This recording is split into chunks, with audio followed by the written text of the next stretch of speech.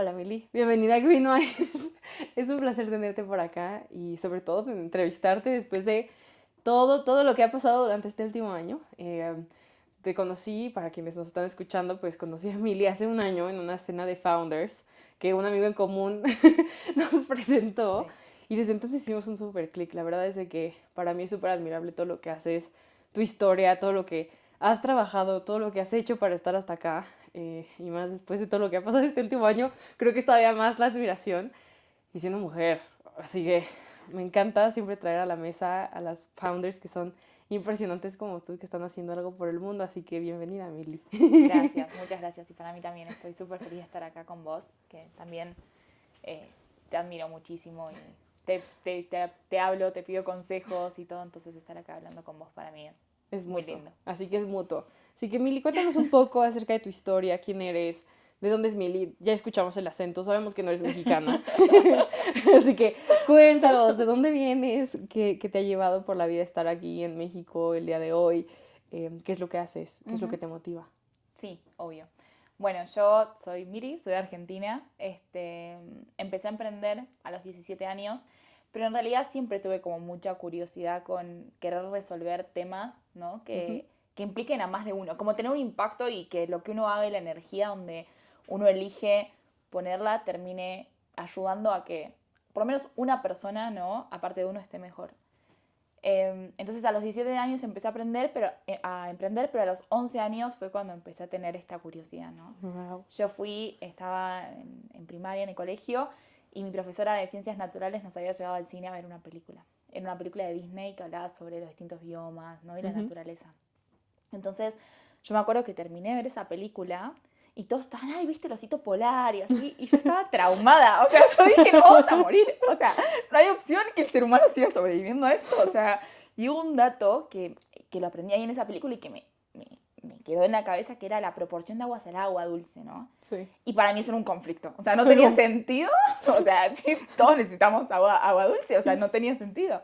Sí. Y yo dije, bueno, a ver, lo tengo que arreglar. O sea, no tengo opción. O sea, ahora que ya lo descubrí, lo tengo que arreglar, ¿no? Entonces yo ahí con mis 11 años, al otro día fui al colegio, fui a la biblioteca y agarraba, ¿no? Libros de física, de ciencia Wow. y así, y me los empecé a leer y obviamente, imagínate, o sea, no los entendía, ¿no? Pero yo Sí. me los leía. Y tenía mi cuaderno al lado con una lapicera que iba anotando datos. O sea que permitime, Hard. permitime dudar. Tipo los datos, dibujaba la molécula del agua. Esto es como que Wow. no estaba terminando de entender lo que estaba anotando. Pero para mí hacía todo el sentido. O sea, yo tenía que en mi cabeza construir una máquina que pase el agua salada a agua dulce. Esa era mi solución para el mundo, ¿no? Buenísimo. Y estuve como un año y medio, o sea, 2 años. O sea, muy Wow. into that. Y leyendo y hablando con gente y mirando videos, intentando Wow. aprender. No, y aparte a los 11 años, o sea, 2 años es un montón de tiempo. Es un montón, pero yo estaba comprometida con la Wow. causa. O sea, la disciplina de tengo que sacar la Amo. máquina. Y se lo contaba a mi mamá, ¿viste? Y ahí también yo digo, no, qué importante el rol de la gente que no te dice como, No puedes qué loca, hacerlo. o sea, como que anda a jugar a la muñeca, no, o sea, como, me parece buenísimo, me decía mi mamá, y necesitas otro libro, y como, viste, como ese Fomentando. apoyo Claro. exactamente del sueño de que querés hacer algo, ¿no? Y tener Sí. esas personas que confían en que podés hacerlo, que claramente muy difícil que a los 11 años puedas hacer eso, ¿no? Pero Pero no igual es que te imposible. apoyan, exactamente. Entonces ahí como que empezó esta curiosidad y demás. Después tengo el cuaderno todavía y la última hoja dice, ¿no? Como, qué frustración, todavía no podemos, Oh, porque había visto mi un video que no se vida. podía todavía romper la molécula salada, que se necesitaba un bioreactor, o sea, y lo tengo anotado. En el futuro Wow. lo hacemos, ¿no? O sea, como que lo dejé ahí. Wow. Wow. Sí, y ahí después como que, nada, siguió la vida.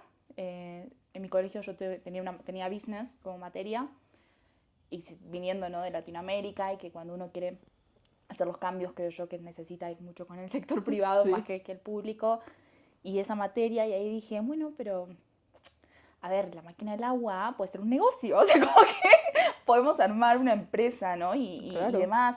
Y entonces ahí empecé mucho con el tema de la empresa y las finanzas, y empecé a aprender de finanzas y a entender cómo funcionaba la bolsa, me empezó a interesar mucho la parte de Wow. números. Y ya es como que, viste, uno empieza a decir, bueno, ¿y qué quiero ser cuando sea grande? O sea, ¿qué voy a estudiar? Porque cada vez se Claro. acerca más el momento en que estás por terminar el colegio, De ¿no? qué tengo que hacer el resto de mi vida. Claro, Esas decisiones. ¿qué voy a hacer? ¿Qué voy a hacer? Y entonces estaba entre todo lo que era ingeniería físico-química, Ujú. medicina, porque me gusta mucho el cerebro, el cuerpo humano y todo eso, o negocios, ¿no? Y era como bien distinto. Súper. Hablé con mi abuelo, que era médico, y me dijo, ay, es que si estás dudando, no es medicina. No, anda a negocios. Y empecé negocios, empecé negocios. Y el primer año de mi universidad, yo tengo un hermanito, Joaco, que es más chiquito, Ujú. ya no es tan hermanito, pero ahora tiene 15 años. Y siempre, mi mamá vivía en dirección, ¿no? Con el director de colegio. Todos los días la llamaban. Y mi Wow. hermano, mi colegio es como 9 horas sentado, mirando para adelante, colegio, ¿viste? Típico colegio Tradicional, bilingüe, sí. inglés, que estás sentado mirando para adelante, no puedes hablar con el contacto. Y mi hermanito, súper inteligente, terminaba todo rápido y se aburría. Entonces empezaba a portar mal, pero portarse mal, hacía avioncito de papel, dibujaba. Y yo empecé a ver como mi hermano, durante ese año, que lo llevaban todo el tiempo a dirección y así, estaba empezando a cambiar su personalidad, ¿no? De ser como súper dulce y súper, como que empezaba a ser el nene, el que generaba conflictivo, exactamente, que generaba conflicto.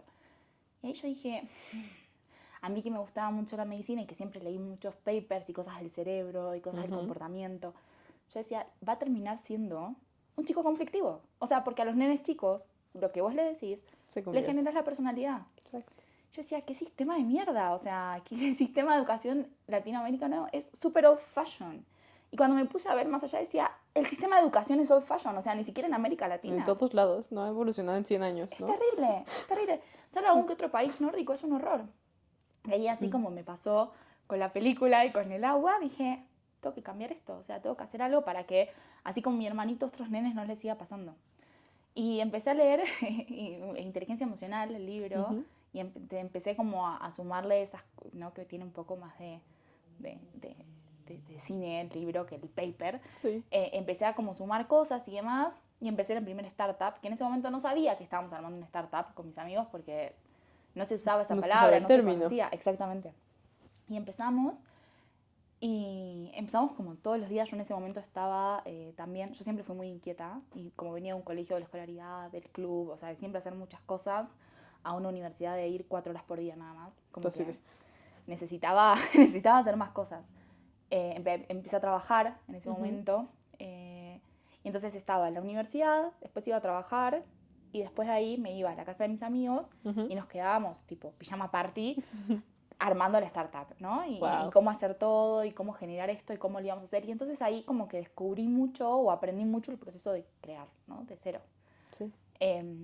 Y obviamente, o sea, equivocándonos, errores. O sea, uno lo ve hoy y claro. todo, ¿no? El camino. Es como, wow. Total. Y estuvo muy bueno porque con esa empresa ganamos el premio Slash, entonces nos fuimos a Finlandia y estuvimos allá. Y cuando yo llegué a ese evento, que ahí sí el ecosistema ya estaba, yo dije, ¿qué es esta gente? O sea, esta gente está loca. O sea, ¿qué es este mundo? O sea, ¿qué es este mundo? Porque yo creo que nosotros tenemos eso, o sea, vivimos en una burbuja, o sea, que es un mundo distinto a un sistema tradicional. No, yo decía como, wow, o sea, yo quiero esto, yo quiero quedarme acá, o sea, no sé qué es esto, pero me quiero quedar. Y ahí hice muchos contactos, ¿no? Que creo que es una de las cosas más importantes para nosotros. Muchos contactos y mucha gente que estaba mucho más avanzada y que ya había hecho muchas cosas y que ya había pasado desde ser por ahí founder, ya era inversor y ya tenía años, ¿no? Y todo ese camino y ese path y ver cómo que las cosas sí se pueden hacer, ¿no? Y demás.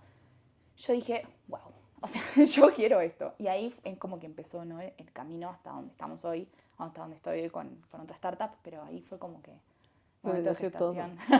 Sí. Wow, no, qué impresionante. No sabía esa parte de ti que empezaste queriendo solucionar, el agua, porque creo que, digo, no sé, a mí me pasaba, o que mi early problem que quería resolver era el tema de la captura de carbono y las partículas de carbono, pero yo no quería hacer lo que todo el mundo está haciendo para capturar carbono. Yo quería crear una molécula que encapsulara el dióxido de carbono y hiciera que se cementara. Mira. Bien chistoso. Sí lo empecé a trabajar, pero... ¿A qué edad? A los 12. Bueno, yo soy nivel científico más avanzado que mi máquina. O ya la nanoencapsulación, yo llegué a los 27 a la nanoencapsulación, Pero la verdad es que es muy interesante. Entonces es súper curioso ver cómo todos empezamos con esa Con nuevo. curiosidad y justamente teniendo nuestros padres ayudándonos. ¿Y ahora qué haces? Cuéntanos, Mili. Bueno, ahora lo que hago es Vexel. Vexel es el nombre de la startup. Básicamente lo que diseñamos es, le damos el superpoder, por decirlo de alguna manera, ¿no? A la naturaleza, en la agricultura, lo que es planta, semilla, tierra, de elegir cuándo tomar un insumo, ¿no? Un pesticida, un herbicida, un fertilizante. Así como nosotros, ¿no? Que uno toma una pastilla, un remedio cuando se siente mal. No es que todos los días de su vida está tomando un medicamento, ¿no? Tal cual. Porque eso genera un montón de problemas. Sí. Bueno, lo mismo le pasa a la naturaleza. Entonces hoy seguimos usando ese método tradicional de aplicación de insumos, donde el que termina viendo todo el problema que todos conocemos de los químicos, ¿no? Sí. Y entonces siempre está mucho el foco puesto en el químico, en que el que es malo es el químico. Cuando en realidad menos del 1% del insumo se necesitaba en el momento que se aplicó, entonces no tiene que ver tanto con el químico en sí, sino en cómo estamos aplicando, ¿no? Entonces nosotros le damos esa capacidad a la naturaleza. Entonces el producto es una nanocápsula, que es como una pastilla, pero muy chiquita, ¿no? Invisible al ojo humano, que cuando las pones todas juntas es un líquido. Entonces esa cápsula lo que tiene es hecha de proteína, ¿no? Entonces es biodegradable, es no inmunogénica, no tóxica, o sea, no le hace mal al animal, no le hace mal a una planta, no le hace mal al humano. Pero tiene, en la cubierta de la cápsula tiene sensores, que son sensores biológicos también, proteicos. Entonces esos sensores lo que hacen es identifican estímulos, que puede ser un virus, una bacteria, un hongo, o una condición ambiental, pH, temperatura, radiación UV y demás. Entonces cuando el sensor identifica ese estímulo, en ese momento la cápsula se abre. Entonces hoy estamos haciendo todas cosas en la agricultura, pero la tecnología tiene mucho más potencial que la agricultura. De hecho, también estamos haciendo pilotos para todo lo que es food safety, pero podríamos irnos a medicina o podríamos irnos, ¿no?, a otras industrias también. Claro. Así que eso es lo que hacemos. Buenísimo. Y ahora cuéntame cómo este proceso ha sido tan importante y tan difícil, ¿no? ¿Cómo has llegado a esto? O sea, ¿cómo fue que dijiste, creo que este es un problema, creo que no nos estamos dando cuenta, creo que nos estamos enfocando justamente en el lado incorrecto, que en este caso eran los químicos, porque sí, efectivamente en agro mucha gente está tratando de reinventar los pesticidas y todo esto, pero tú cómo llegaste a este punto de decir, creo que esta es la solución que deberíamos de darle? Sí, bueno, toda mi familia se dedica a la agricultura, ¿no? Entonces como también uno tiene ahí siempre Bias. Exactamente. Y la realidad es que la agricultura es la base, ¿no? O sea, es la base de la alimentación, pero además el agua, o sea, el 70% del agua potable lo usa el agro. Y hoy hay un montón de problemas de enfermedades, de un montón de cosas donde la base es la alimentación. Y cuando vas para atrás es cómo estamos produciendo lo que estamos produciendo y qué está pasando. Y vas a los suelos y ahí ya no me quiero poner fatalista, pero vas a los números y decís, a ver, para el 2050 tenés que aumentar un 60% de la producción de alimentos por la cantidad de seres humanos, ¿no?, que se espera que haya en la Tierra. Y en paralelo a eso tenés que en los últimos 40 años el 30% de la Tierra que era productiva ya no es más productiva y más de un 50% no produce la cantidad que tiene que producir. Y entonces vos decís, a ver, o sea, no me dan los números, ¿no? O sea, acá hay algo que tiene que cambiar porque no me dan. Entonces, cuando te vas a ver cómo es que, ¿cuáles son esos cambios de paradigma, ¿no? O sea, ¿qué es lo que están queriendo hacer? Y sí, por un lado tenés la agricultura de precisión, ¿no? Donde están teniendo como si son como los tractores o así, con inteligencia artificial, que, acá hay maleza, piqui, tira el químico, acá hay maleza. Y entonces intenta de tirar menos químico. Pero si nos vamos a la realidad del asunto, eso es carísimo. Sí. Es carísimo. Y cuando vos vas a la base, obvio, cuando vas a la base de quiénes son los farmers, no son el gran productor que tiene la plata para invertir, entonces no se genera un cambio radical o un cambio real. ¿Hay un negocio ahí? Sí, hay un negocio, obviamente, y está buenísima la tecnología que se desarrolla y no tengo nada en contra de esa tecnología, pero digo, cuando vas al cambio, ¿no?, a generar un cambio en la base de esa pirámide, no escala. Sí. Entonces, sí, bueno, a ver, y para esa gente, ¿qué le están dando? Que sí pueda acceder. Y otros insumos, ¿no? Insumos biológicos. Ok, ¿qué pasa con el insumo biológico? Es caro. El insumo biológico es caro. Entonces, como es caro, no sale al mercado, porque como cualquier cosa que cuando no tiene un buen pricing no va, entonces no sale.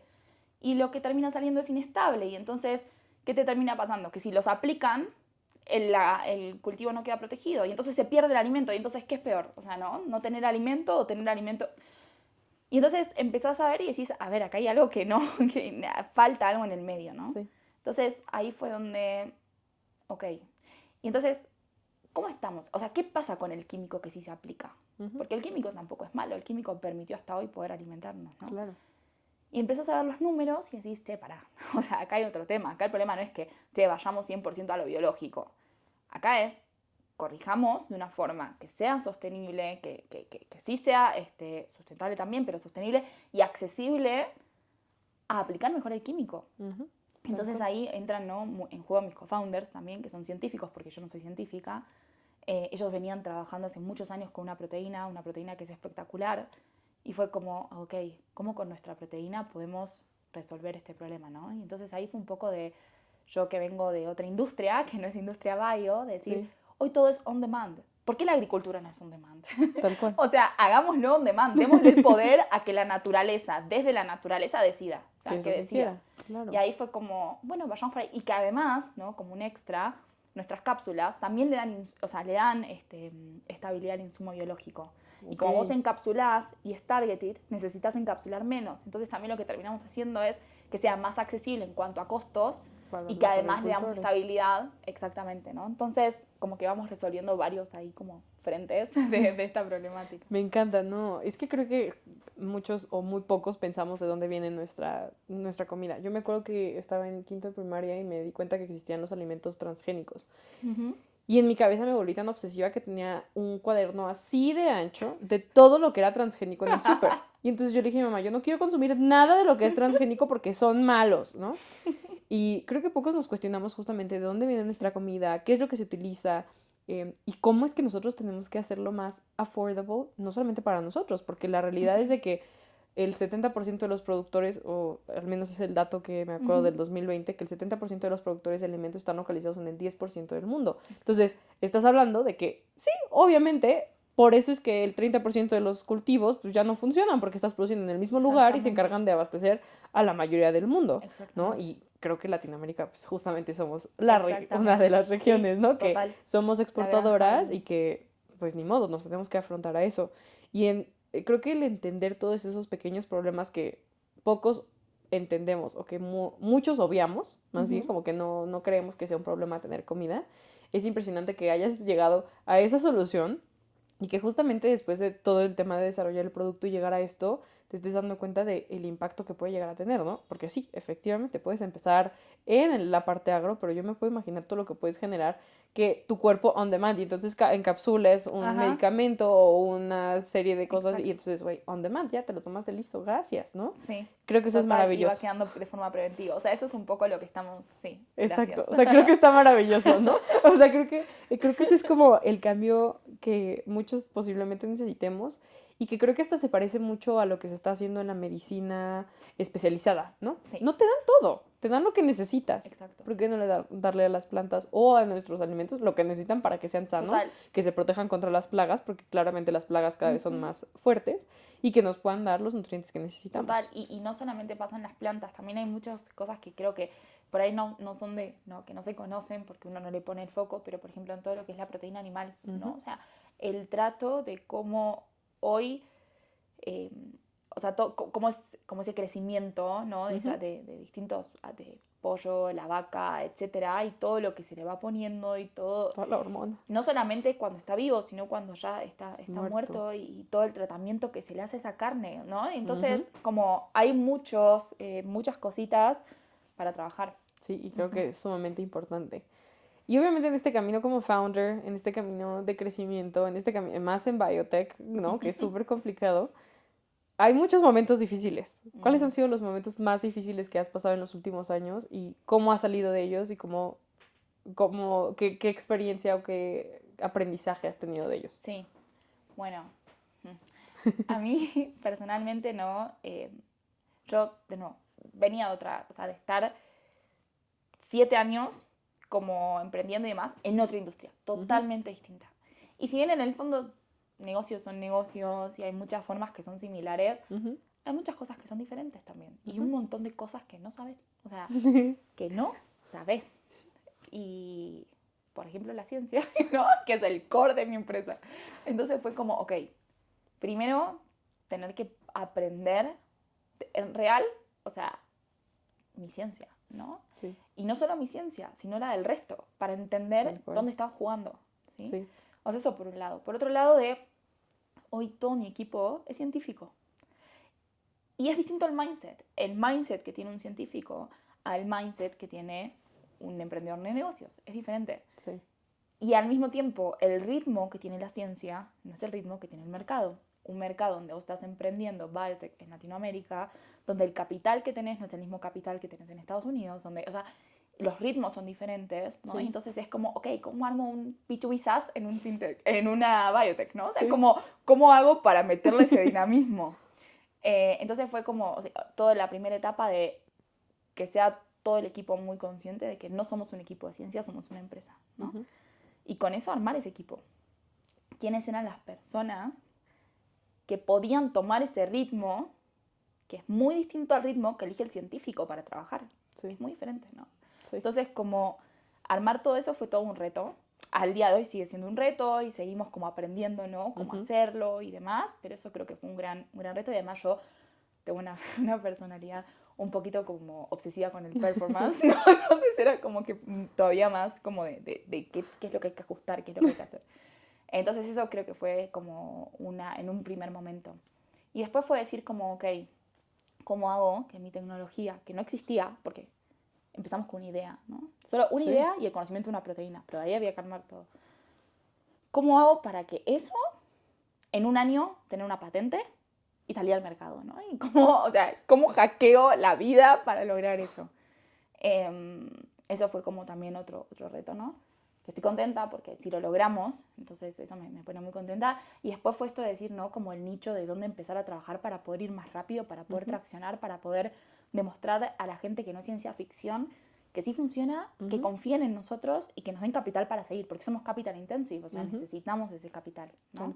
Y después a nivel personal también porque fue de muchos cambios, o sea, dejar la startup anterior porque me di cuenta que lo que estaba haciendo no era lo que quería hacer para mi vida, ¿no? Entonces como ese enfrentarse con eso, mudarme de país, venir acá primero a México, hacer vínculos increíbles con founders espectaculares que me ayudaron mucho como a lo que sigue, ¿no? Porque ya tenían esos pasos, porque ya los habían hecho, porque ya que te inspiran, te ayudan, te guían. Volverme a ir, hacer todo de nuevo en otro lugar, después volver de nuevo acá, en el medio, ¿no? Como que emocionalmente también uno que a veces lo calla porque dice, no, como no tengo tiempo, ¿no? De pensar en eso y tengo que pensar en otro, pero siempre está ahí.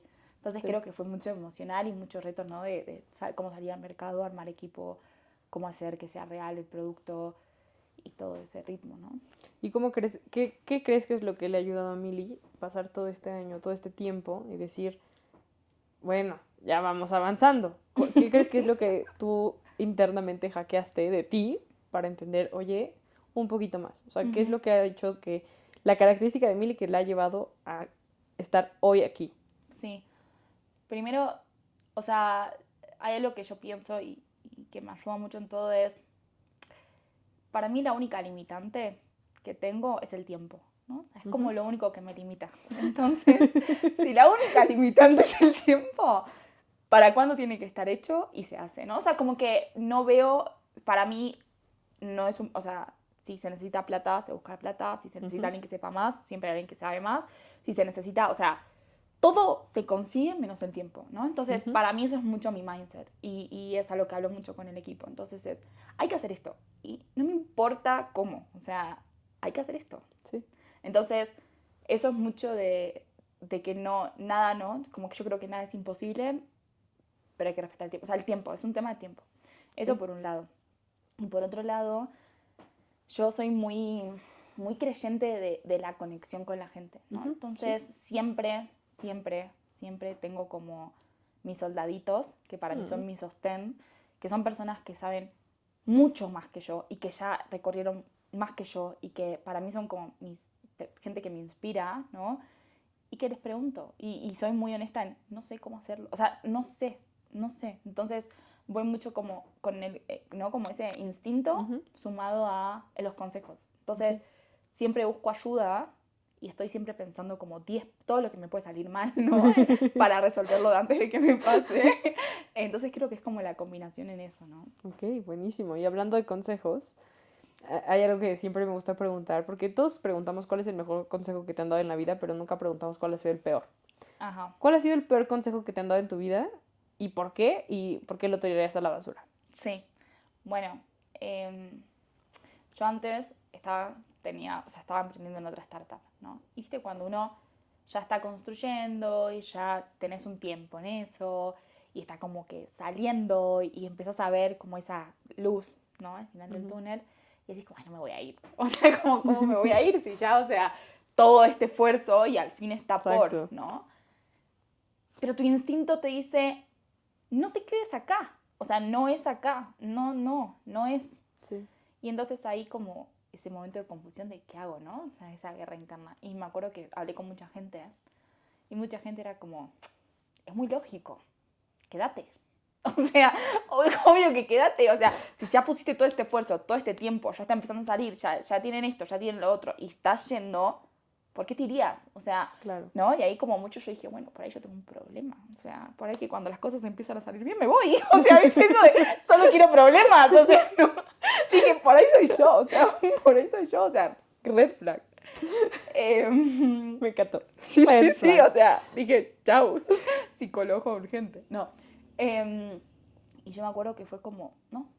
O sea, no quiero. Y estuve mucho más tiempo del que mi instinto me decía que me quede por un tema de, a ver, la gente tiene un punto, ¿no? Sí. Y yo creo que me debería haber ido mucho antes. O sea, mucho antes. O sea, y ahí algo que aprendí mucho ahí fue decir, a ver, ¿no? El instinto es algo que está desarrollado de años y años. Generaciones. Exactamente. Si hay algo que no es, hay que escucharlo, ¿no? No hay que Claro. racionalizar todo. No todo tiene que ser 100% racional. O lo que pensamos que es, porque el instinto ya te está, o sea, ya hizo otras cosas, otros análisis, ¿no? Entonces eso fue como algo que para mí fue súper importante y darme ese lugar y decir, no tengo miedo, o sea, no tengo miedo, de hecho quiero hacer otra cosa, ¿no? Y voy a ver cómo lo hago. Ese fue como, me acuerdo, un consejo que no fue lo mejor. Y después por ahí un poco más de consejos como técnicos en sí, que yo, por ejemplo, ahora estamos levantando una ronda, ¿no? Y siempre es como, depende con quién hablo, es como, tenés que levantar mucha más plata. O sea, para hacer eso tenés que levantar mucha más plata. Levanta más plata. Pero te hablo de 2 a 20, o sea, como mucha más plata. Sí. Y es como, no, no voy a levantar más plata. Entonces también no, ahí entra mucho el tema de que está buenísimo o que tenemos que armar determinada fábrica. No, como que armar, como creo yo, como una sobreestructura antes de validar algunos puntos. Entonces yo prefiero validar algunos puntos y con eso validado ir a armar otra estructura y tener otro nivel de operaciones y no irme por todo el nivel operativo sin antes haber probado, ¿no? Como que yo soy mucho más de, primero, si bien quiero salvar el mundo, ¿viste? O sea, primero armemos una base de la cual construir y que después no se caiga el castillito de cristal, ¿no? Entonces como que sí soy mucho de pedir ayuda y tomar consejos, pero también por lo primero que me pasó soy mucho de, a ver, ¿y mi instinto qué me dice, no? O sea, entonces es como el balance.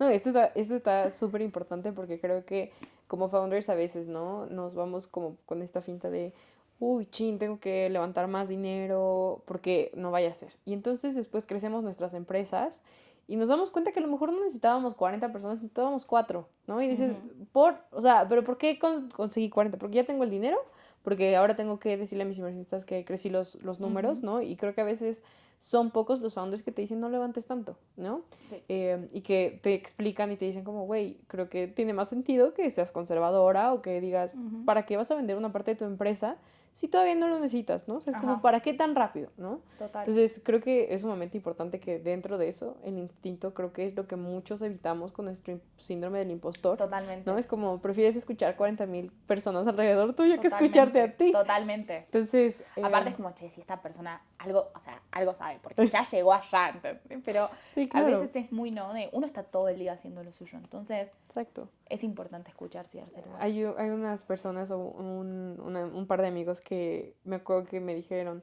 nadie en la vida va a saber más o mejor lo que estás haciendo y las decisiones que tú tienes que tomar más que tú, porque tú eres la única que está 24/7 en eso. Totalmente. Ni tus inversionistas están pensando 24/7 en tu empresa, ni tus empleados están pensando 24/7 en tu empresa, ni tus advisors están pensando 24/7 en tu empresa. Totalmente. Pero los consejos o la perspectiva que ellos te dan es desde su perspectiva. Entonces, tu perspectiva, claro que tiene mucho más peso que la de ellos, porque tú estás ahí todo el tiempo, ¿no? Totalmente. Entonces, lo que hablábamos, que uno va sí. a correr y siempre sale, no hay un momento en el que cómo hago para dejar de pensar.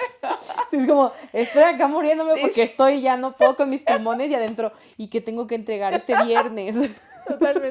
Totalmente, muy contrario, ¿no? A Sí. mucha gente que es como, ¿cómo hago para que algo me Me darle más motive. lugar? Acá es al Sí. revés, o sea, necesito, ¿qué actividad no me hace pensar? Qué intensas, somos muy intensas. Creo que es lo que nos lleva a ser también Total. founders y estar en este mundo, ¿no? Sí.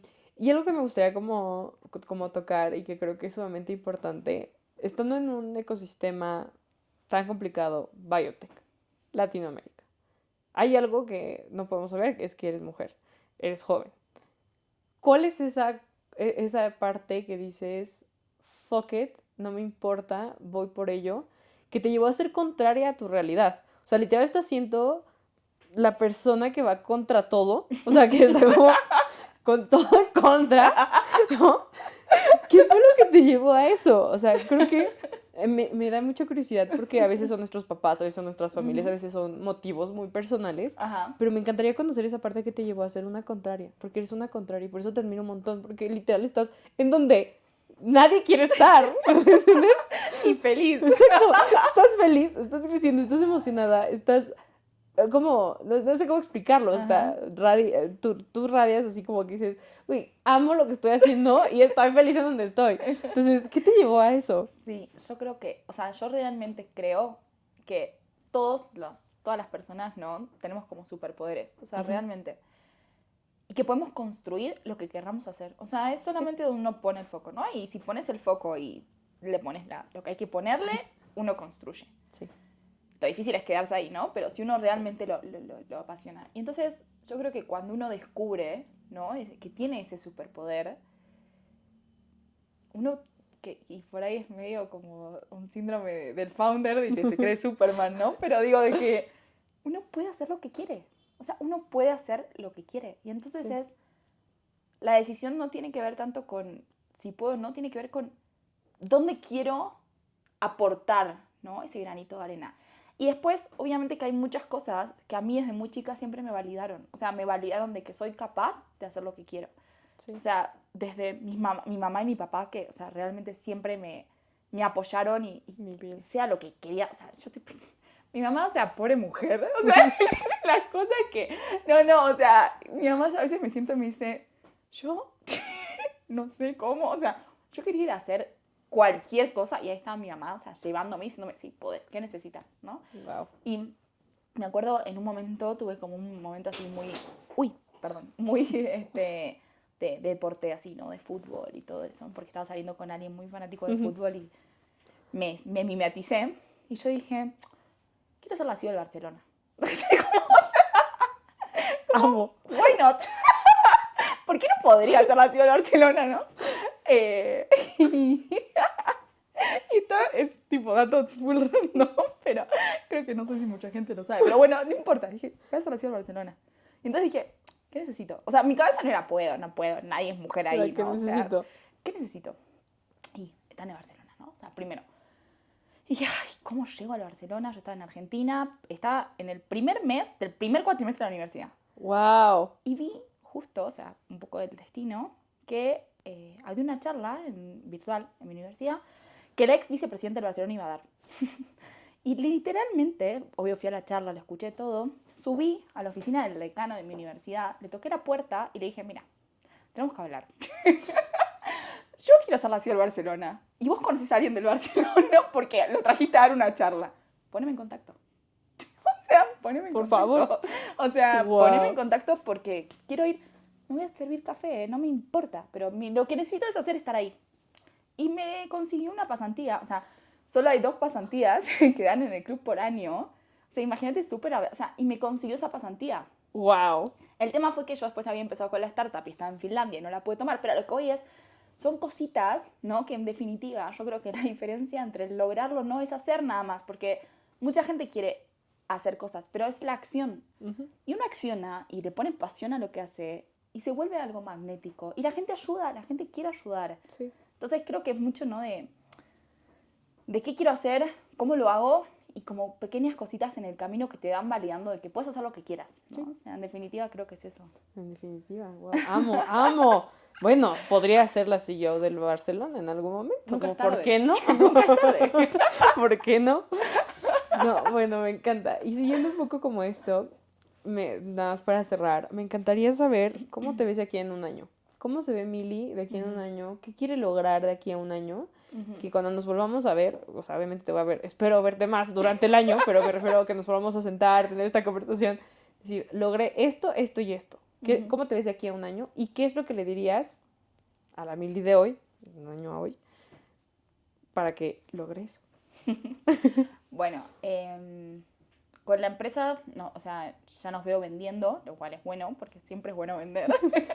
Dinero en la caja es ultra importante. Totalmente, vendiendo y ya teniendo como, o sea, lo que está pasando ahora, no, se nos van a abrir un par de mercados interesantes, no solamente en Latinoamérica, entonces como ya teniendo una operación un poco más, ¿no? Como grande en ese sentido. Entonces, vendiendo.